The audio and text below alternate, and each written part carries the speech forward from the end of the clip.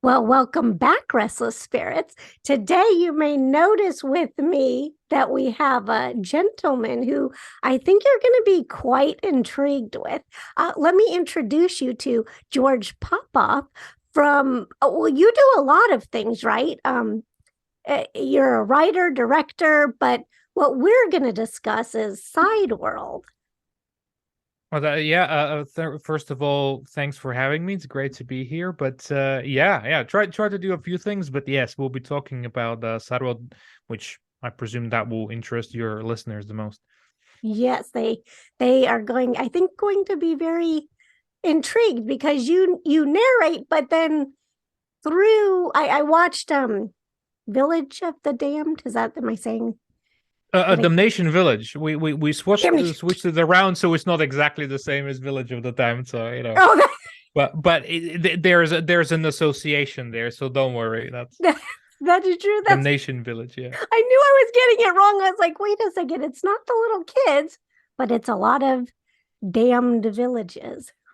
It is. It is. But that's just one of the I guess, would you call it a series? Yeah, it's a series of feature films. I mean, the films themselves are about roughly 70 minutes long. So for a documentary, it's quite a good length. Not too long and not too short. But yeah, we they go out as feature documentaries. But yeah, it's a series that we've made three so far, and we'll be making a lot more, I think. Awesome. And I didn't look to see, but was it written anywhere? How did you get involved? Yeah, I mean, first of all, our company Rubicon Films, we have made before a couple of narrative feature films called Hex and The Droving, and which is something that my creative partner Jonathan Russo and me, we wrote them together, he produced them, and I directed them. And so I definitely come more from a place of fiction, really, and interested in that sort of filmmaking, and primarily both of those were you can call folk horror films. So a lot of interest of history and of paranormal and of horror stories came from there. And Just in general, we were very interested in them, and a lot of future projects that we'll make, narrative ones, will probably they'll have probably will dabble in a lot of different genres, but that through line of us caring about kind of legends and mythology and stories like that, I think that will always remain, knowing what a lot of our future projects are like, the narrative ones. But on the documentary side, we thought that we had a lot of when we're doing our in research for the first those two first films, we saw that we have a lot of interest in different legends and stories like that, and folklore in general, and fairy tales, and paranormal cases. And we thought that if we make a feature film narrative one, and we make a script about every single one, that will take a few millennia to get to the end of it all. So we saw, well, how can we maybe put some of those under the same theme and make a documentary about it, where we go through those stories without us, riffing too much on it, and just present them and go out and film where a lot of those took places. So that's how, yeah, the Sideworld idea came through, and we made the first one, Haunted Forests of England, and from there we saw that there was enough interest to make it into a series, and now we're expanding in a lot of other ways too. Oh my goodness. So the forest one was the first one, and then Yeah. which came next? The sea or the Yes, the Terrors of the Sea was the second one, and then it was Damnation Village, and all of that happened, pretty much in a year, which was kind of crazy, and that schedule wow. was insane, making three documentaries in a year. But we really wanted to show that we had a lot of confidence in Saddleworld as a series of something that people will know, that there'll be more and more of those films to explore, and open up that culture and that folklore and those paranormal stories, first from England and from Britain, and hopefully we're going to be expanding all around. And Yeah, now in our second year, we're expanding in a lot of other ways, and we're branching out into the whole kind of subtle, universe, and but, hopefully people will keep supporting us. But yeah, it's just the beginning so far. Oh wow. So what does it mean when you say branching out? Like what are some of your tentacles? Yeah. Yeah, no, absolutely. We'll be making a couple of quite big announcements soon, but those we saw that a lot of way that people consume and enjoy all these stories. Those work great in documentary feature film formats, and we'll continue on doing those. But we saw that we want to approach this in even more of a multimedia way, and open a lot of other different franchises with Sideworld, and soon we'll be announcing the first one of what that will be, and then we'll open it in a lot of other ways. And I just hope it will feel like really a home for everyone who loves other paranormal stories or folklore or history or just horror stories in general, fiction or not, because all of these things blend so naturally within each other. You can't really talk about one without looking from the other side. If you really want to explore the paranormal angle, you have to have at least a passing interest of where the boundary of where science ends and then fiction begins. And I think a lot of that has to do with history. A lot of that has to do with folklore stories, and that's what interests me in the first place in the whole subject matter is that it's a fascinating blend of interests, and they all meet in the middle. So I really hope that our little universe that we're creating, it's going to be a great hub for people to from all kinds of interests, like you and your listeners and a lot of other people coming from different parts of the those interests. They can meet and talk and watch our stuff, or whatever else we have. So the ideas are plenty. We just have to do it one at a time, and we're still growing. Oh, so that's good though, because then we have more to look forward to. Oh yeah, that's the idea. Absolutely.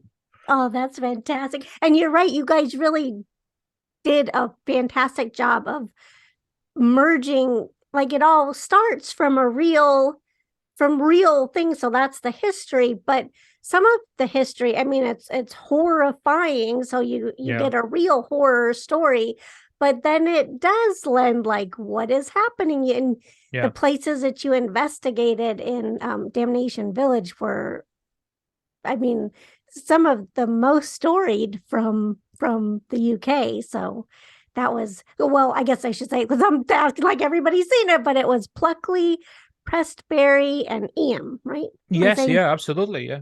did I say the last one right?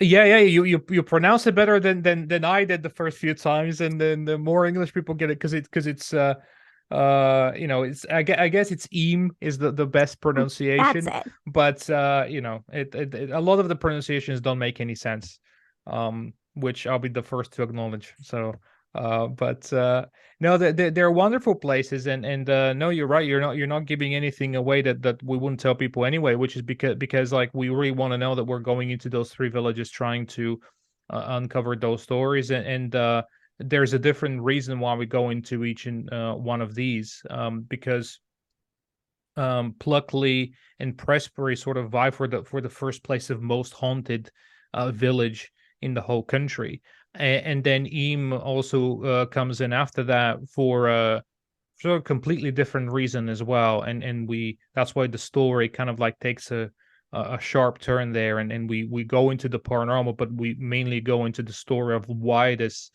village in particular has so many sightings, and the history behind that is scarier than and more, and feels like very, there's a lot of weight behind it, and I think it gives you a whole different perspective on the whole matter. I agree. And what we've all recently lived through with our own pandemic can definitely give people. Absolutely. I mean, the because Eam tells the story of and just so your listeners know at least what we're talking about, like the story of Eyam is a village that is what they call a plague village, which means that at the time of the bubonic plague, in the 17th century, there was obviously the horrible outbreaks, and during one of those, Eyam was thought to be more of a safe place because he wasn't near any of the big cities where usually it's kind of the you know the focal point of those pandemics.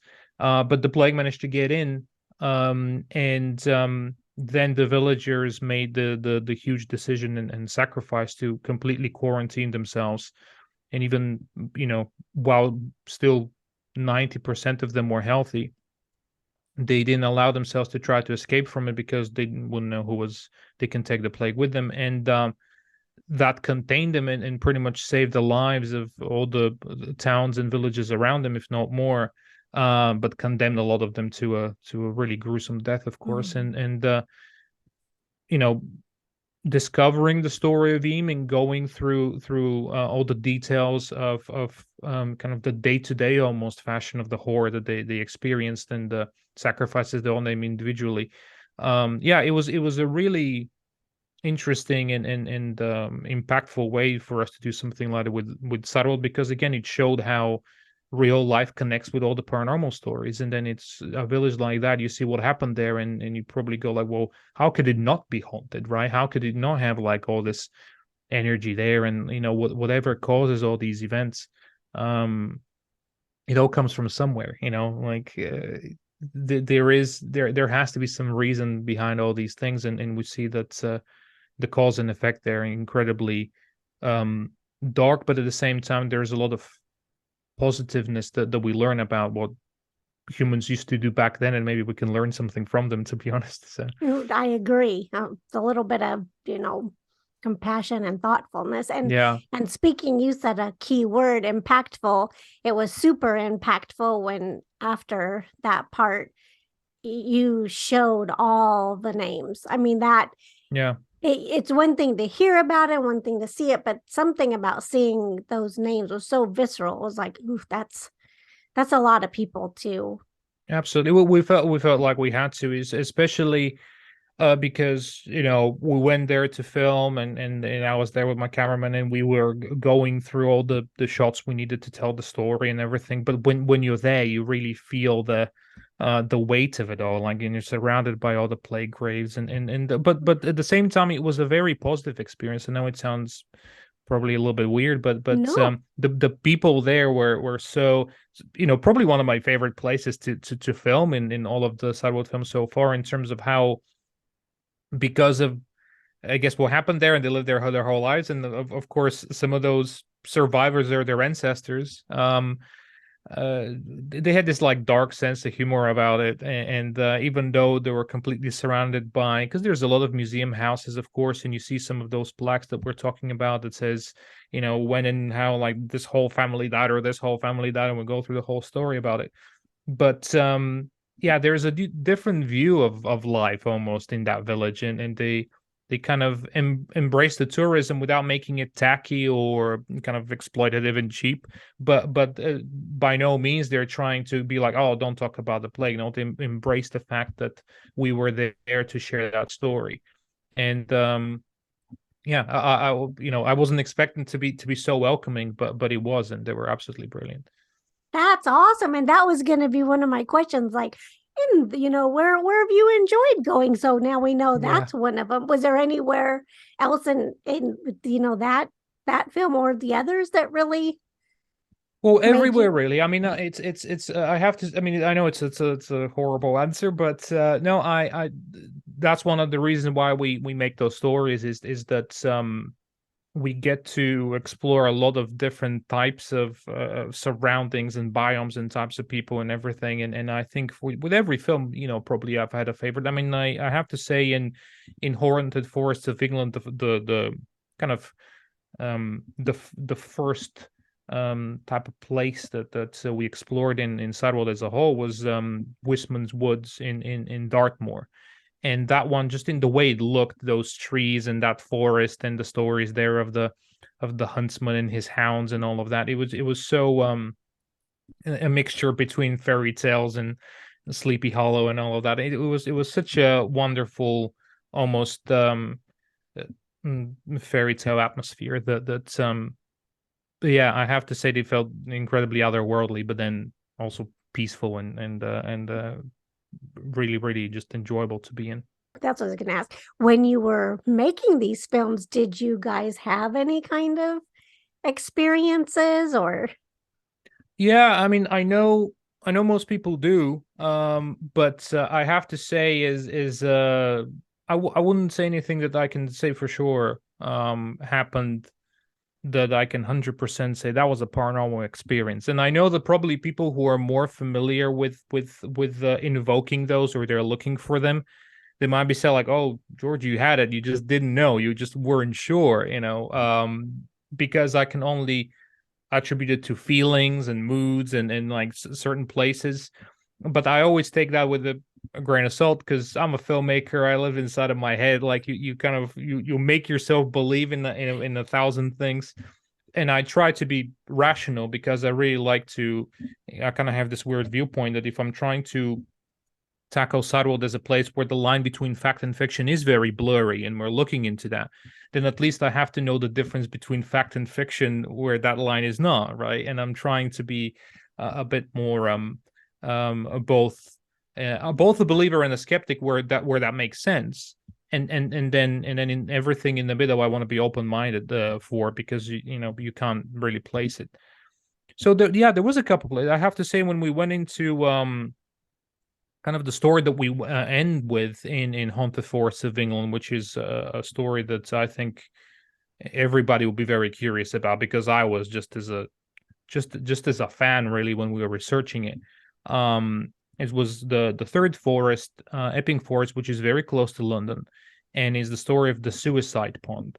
And there we go through what was very creepy about is that there are many such lakes and ponds in the forest, and no one really knows which one is the um that evil lake that really makes people gets them to a really dark place, because there's been a lot of stories of people taking their own lives there, but no one really knows which one is the actual one, because they're very close to each other. So it was almost kind of like a whodunit when we went there trying to film all of them, or a big portion of them, because we didn't know which one will be the one, right? So we were kind of filming it as if anyone could be it. But there was one of them that when we went there, and kind of like me and Rich, who's our cameraman, like kind of we looked at each other, be like, this place feels weird, like this one feels like is the one. We couldn't say for sure, but it's just sometimes something changes in the atmosphere, and you kind of feel it. But again, that can be complete auto suggestion. That can be just mindset. But sometimes you don't know. You just don't know. No, you don't. And that feeling, it's very different. Like It you is, really yeah. hit that. You when you feel something, your body might not. I mean, You it feel like that registers. that deer in the forest where it feels like there's a wolf nearby, and it's like its Yeah. head's like that's what you feel like. And we're usually like so busy, and we're working, and I make that joke usually when they ask us about like some of our films, because even when we are doing the fictional ones, we've gone to a few places, because I love working in real locations. In Hex, for example, which is a sort of a witchcraft film, we went into one place that later on they told us there was haunted. It's like, oh my god, like that place that you filmed that, you filmed it very beautifully, but it's usually very haunted. Did you see anything? I was like, dude, we were so busy that if there was a ghost in front of me, I'll be like, can you just please move because you're in the shot, right? We were trying to we were trying to make just the schedule, which is how it goes usually with narrative films. So that's what I mean. Like when we were filming it in Epping Forest, the fact that we were trying to make the day, and it was in December, and the sun goes down in like you know 3:30 in the afternoon. Wow. Um but yeah, like even then, when you have so much on your mind that's very technical, and kind of you have that work mindset, in order to something to snap you out of that, and really kind of like the hair on the back of your neck stands up, like there's something about that. And I wouldn't call myself incredibly attuned, or something like that. That's too, I don't know. There's Love people it. who definitely are. And I've like I said, I mean, I've done quite a few podcasts. Some of them are looking from the folklore point of view, some of them from the horror storytelling point of view, and there's quite a lot of amazing paranormal ones as well. And there's people that talk to a lot of investigators, or they themselves are quite more knowledgeable than I am in that area. So they look at like yourself from from a perspective that's different, just purely storytelling when we talk about Sideworld. So I wouldn't be able to claim that I'm certainly there, but I'm learning, and for sure that's why I try to be sort of equally spreading the attention in these films, because I think, like I said, everything's connected, and you never know. No, I love the fact that you're trying to be balanced because that's how I like to approach. And Yeah, I love that you I I I've never, I mean, other than this, I don't really make, I'm not a filmmaker like yourself. So, sure. but I did watch I think it was the Eli Roth. He had some kind of a thing on Yeah, Travel Channel. I can't think of the series right now. It's not Haunted Museum. It's when he did, but after he was talking with the directors and the filming, yeah. and it was fascinating how much story, planning go. It's not you just walk out with the camera. You guys are doing. I never had an appreciation for all that went into. So when you're talking, I'm like, oh gosh, I bet that is your thinking. You've got to get how Mm. do you want to film it, what angles, and all the things that go into you capturing what you need and what you're seeing probably, I guess, in your head and wanting to make it come to life. It's No, very interesting. absolutely. No. Thank you. And it is like that. But I have to say, it was sort of easier going from narrative films to the documentary. I wouldn't say easier because there's different challenges than with the documentary. But from that point of view, it was a little bit more freeing, because with narrative, you're even more like that. Like everything is so meticulous, everything is so detailed. It's your own script, it's your own story. You have the actors, everything has to be in its own place. There's no room. I mean, there is room for spontaneity, but you're still within the constraints of what you want to show rather than what is given to you. Where here with the documentary, yes, there is a lot of what we're is to try to craft atmosphere and everything. If anything, Sideworld is a lot more kind of narrative feeling than a lot of other documentaries, which are a lot more kind of, how should I say, they don't concentrate too much on the visuals or the atmosphere, but they Oh, usually have a more clear rudimentary documentary format, like talking heads, and someone oh with yeah. glasses says like, well, in my analysis, and then you have to so, and there's nothing wrong with those. I'm not making fun of them, as I'm just saying that I wouldn't have added anything to the format if we just did that, right? Because that wasn't our background. We were just thinking about how can we take a documentary and do something factual, but still kind of put people in the mood and really make them feel like they're there. And we're going to do the narration that way, and we're going to just exclude some things that usually is a documentary staple, but we're going to add other stuff that really makes you feel like you'll take your warm blanket and your hot drink, and you kind of enjoy just that. And we're going to emphasize on the music. And I have to say, Richard Suckling, who does the camera, he's incredible. The shots are awesome, really makes it easier for us to work and create that atmosphere. Our composer Matthew Lamming, who's in Ireland, he goes to record to actual haunted places, and a lot of the noises that we use from there we use in the soundtrack. In For Terrors of the Sea, he went and recorded a lot of the soundtrack at a real shipwrecks. And we really try to push the boundary of documentary as much as possible to make you like you're there in those places. Oh my gosh, that's fantastic to know. I'm glad I would never have thought to ask any of I that. mean, that's the So thing, and this is the reason why people don't do that, is because it's like, in a way, it's all at the back of your mind. This is not something obvious, that you see in the film, and you see that value that you're getting there is like, we're putting it in because I believe it has an effect. And everybody who we work with, that extra mile that we go through, I think we adds to the experience.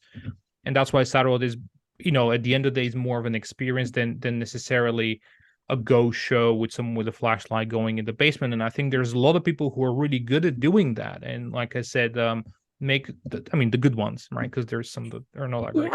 yeah. But because there's a lot of people who are trying to do that, and we're like, well, how can we do something that we are already, people recognize that in our narrative films, and we can take those elements and put it in a documentary, and just tell you that story and give you enough information to make up your own mind and treat you like a grown up, rather than necessarily saying, well, that story was definitely true, but this one wasn't. because I I don't like that, because always sometimes there's good documentaries made that way, but it's always an opinion at the end of the day. And documentaries, as much as they're showing you real facts, they think they're still films. They're still edited, they're still. And too often you watch a documentary that's meant to look like, well, this is the truth, but at the end of the day, it's just filmmaking tricks. Yeah, And I'm exactly. not hiding that. That's why we're embracing that. I like that. And I like too how you mentioned the filmography because they're like, first of all, you get to go to the places. So if you're interested in traveling somewhere, then these I think would be great ways to do that with, from your couch. But also there was one, and I don't remember where it was, which place it was, but there was a door that you guys focused in on, and it was the keyhole, which I have a thing for stairs and doors. I don't know why. So Yeah, it's yeah, I like love just them too. Yeah. a random thing that I noticed, but I was like, oh, I like the detail that you focused in on the door. Yeah. But it was very beautiful. It's very well shot. No, thank you very much. And that was in Pluckley, by the way. And Oh, sometimes we use insert shots that they're not quite from the place just to have an effect. But this door was from the church in Pluckley, where we have where the Daring yes, family graves are. That that was the was it. same church, and we used that door. It was too incredible not to do it. Oh my Um, gosh, how and yeah, and, cool. and and obviously everybody at the church was kind enough to be like, can we just like zoom in on the keyhole here? And they're like, yeah, no worries, that's fine, go ahead. That's awesome. That's so cool. I love that you knew exactly what I saw because I don't know why that grabbed me so much, but I was just, oh, it's a door. Oh, it's a zoom up at the I don't know. It's just No, weird, I'm but I'm I'm like you. I believe that people appreciate detail, and that's the thing, is that we make it, I guess, for an audience that appreciates that. I think that audience is a lot larger than a lot of people and filmmakers think. It's almost like if you're um I think that always adds, and that because someone can't explain it necessarily right away or know exactly what it meant, so they can write it in a review fancily. That doesn't mean it didn't have an effect. Because that's the way I appreciate other forms of art or things that I can't explain or don't know. And my father is an artist, and his paintings, from him I know a lot of lingo and history and a lot of that. But there's other moments when I know that I don't know exactly why there's something has an effect on me, and then he can explain to me, oh, because of that brushstroke did this, and then in the background he's doing this thing, and the composition is wow. so and so. But for someone who's just there to appreciate it, you don't need to have that explanation to have an emotional effect on you, or a psychological effect on you, in other ways. Um the explaining is sort of just kind of the cream on the crop, like the it's just the gravy after that. But as long as it has the effect, I think there's value in it. That's so cool. And you come from creators, it sounds like. So you're just Oh yeah, following yeah, a them. bunch of crazy people. Yeah, yeah, it's like all kinds of arts. And my grandfather was a theater director, and my mother was an actress. So I guess I was surrounded by all these arts as a kid, and I guess that's where film came from, because I was too greedy. I couldn't pick one. I was like, I want them all. Like, what form of art has all of them in one place? Can I have music and acting, and and visual storytelling, and I guess film is the one that puts them all together. Oh my gosh, how cool. And here you Here am I. Yeah. are. That's awesome. And I'm just going to check my notes because I think you've actually covered. Oh, no, I did have a question. Should people watch the three films you have so far in any kind of sequence, or is it okay just to watch them as Oh, watch them however you want. I mean, the thing is, it's if you watch them in the order that they're made, you might see some sort of growth or anything like that we have done. Like, in my mind, there is, because again, I know how the sausage is made, and I know what we've learned through them. But for other people, I think it's different.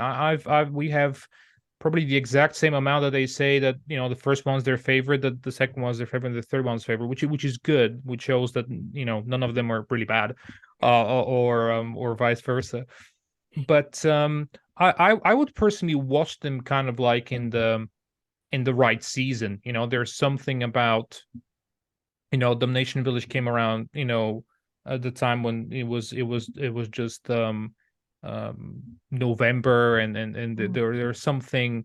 We shot it in the kind of autumnal colors, so I would watch it probably around Halloween. It's kind of probably the most Halloweeny out of all of them.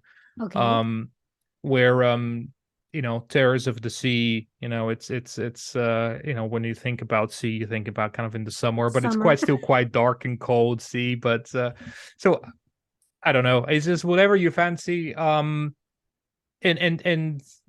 people who love these stories, they don't care if it's Halloween or not. Like, they will That's watch them true. all year long. So yeah, whatever your mood really is, I think they're meant to be watched kind of in any sequence. And I love them all equally. So Oh, that's awesome. And can you give any, I'm going to try one more time, any little sneak of what the next film might be, or no? um well, I would love to. The thing is, like, I'm not 100% sure myself. We've been Oh, working on that's the thing. we, wait, we're did you guys do definitely a know whole what the bunch all at once again? well, the thing is, it's we planned even when we did, like, for example, I knew that Damnation Village was coming after Terrors of the Sea, before Terrors of the Sea came out, because we Oh, were planning them to be in a certain order. okay. Haunted Forest was definitely going to be the first, and then we didn't know what was going to be second. But when the second one was about, we kind of planned ahead. We knew our year. But now we are finishing. Like I said, we're expanding on, like I said, the whole brand in a lot of other ways, and we're trying to, like I said, cover other times of content and production. And definitely, if you follow us, you'll see Okay. what I mean. But in terms of the films, yes, we'll be entering kind of pre-production on the next one quite soon. But we have two or three candidates of what that will be. And after we're done with kind of like our big announcement for Sideworld as a whole, then we'll go into that film and I'll know what it is. So um I'm not being sneaky in No, terms of the films. I you just guys just are, we don't know for sure yet. you're being methodical. I can We're being appreciate that. methodical. We're trying to plan as much as we can ahead. But yes, as soon as we announce them, yeah, if you follow us on our social media, then you'll be able to see what I mean. Fantastic. Okay, so we'll just leave it at that, and people will just have to follow. So yeah, we're trying to keep people up to date, and especially now when we have quite a few announcements to make, we'll be posting a bunch of stuff. And another thing that I really like is that we have turned our Twitter page itself as like a hub of little stories as well. We'll be doing trying to post a few fresh little folklore, paranormal, horror stories every day. So we have different themes every week. Sometimes it's demons, sometimes it's aliens, sometimes it's everything. So yeah, if you follow us, you'll be getting like a bit of interesting kind of conversation starters or trivia or something that we share. And we love when other people are doing. We share a lot of other people's stuff as well. So yeah, it's a great little hub for everybody who's interested in all kinds. Oh, that's awesome. Okay, so I will be sure to connect all of those links in the description so that it'll make it easy for people if they watch this to just click. Awesome. Yeah, thank you. Oh, but no, thank you for joining me. Oops, sorry, I'm trying to pull my headphones out of my ears. But thank you so much for taking the time to have this conversation. No, thank you very much, Courtney. It was very lovely to chat, and I'll love to do it anytime. It's really, really always a very friendly atmosphere. Oh, fantastic. Well, I will be reaching back out to Jonathan or mom to coordinate in the future then. Absolutely, yeah, no worries. Maybe after we make some of the announcements, or when the next one comes out, then we can talk about how do you like that one. and Yes. um and as well as, like, and which state did you say you can am I wrong? Nashville, Tennessee, Nashville, real Nashville, close to Tennessee. Kentucky. Yeah, just right Yeah, there. yeah, brilliant. Yeah, I didn't want to get it wrong. And No, no. I just wanted to say is I would love to do some American stories too, because when we would, if we keep building and expanding, is after we're kind of have more to do with Europe. I mean, I've spent some time in Colorado. I love That's where that I'm that from. that. Oh, is it? Yeah. That's amazing. I lived some time near it was around like kind of Vale and Avon and those places, Oh, like beautiful. yeah, that Eagle Vale County or Eagle County, yeah, that's Eagle the one. County. Yeah. Oh, so Yeah, pretty up there. it's very pretty, yes. And so many I mean every state, it's like its own nation in terms of folklore and stories there as well. And there's more and more being uncovered, and I think when we get there, we'll do like a whole probably a whole year worth of films Oh, from a couple of the states. So yeah, I'm looking forward to that too. And I'm sure there is a lot to for us to share well, when it comes to local stories too. yeah. And if you're ever in this neck of the woods or we our paths cross and you need a tour guide or something, Oh, dinner, I'm your absolutely. girl. No. That'll be great. And if it's yeah, I know there's a lot of really. I'm gonna be leaving with a few more kilos added to my because there's a lot of really great food there, and especially with Nashville will be yeah, that'll be there's gonna be some good stuff to be had, and also we'll have to include some music in the soundtrack as well. I don't know how spooky that will be, but you can't You not do can some get music it. from Nashville. I bet you Yeah, can. Yeah, yeah, you can't have without the Music City somehow. That's awesome. absolutely. Oh, well, thank you so much, George. And I really appreciate you doing this. And good luck with everything. I'll be following you. So Thank you very much. Yeah, absolutely. And all the best to you and your viewers. And like I said, it's great to be here. And thank you very much for having me. thank you. Okay, everybody. Until next time. Ciao for now.